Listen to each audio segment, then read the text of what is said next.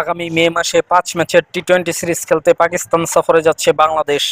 আসন্ন সিরিজের আগে সংযুক্ত আরব আমিরাতের বিপক্ষে দুটি টি-20 ম্যাচ খেলবে নাজমুল হোসেন শান্তর দল।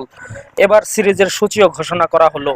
আগামী 17 ও 19 মে শারজা ক্রিকেট স্টেডিয়ামে ম্যাচ দুটি অনুষ্ঠিত হবে বলে এক বিজ্ঞপ্তিতে জানিয়েছে বিসিবি। দুটি ম্যাচই হবে বাংলাদেশের স্থানীয় সময় রাত 9টায়।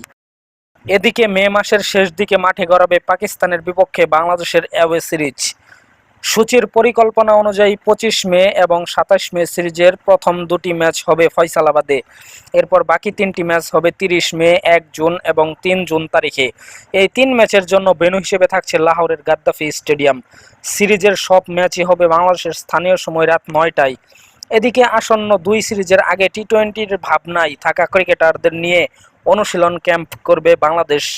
বিসিবির একটি সূত্রের বরাতে আগামী 5 মে থেকে শুরু হতে পারে এই ক্যাম্প।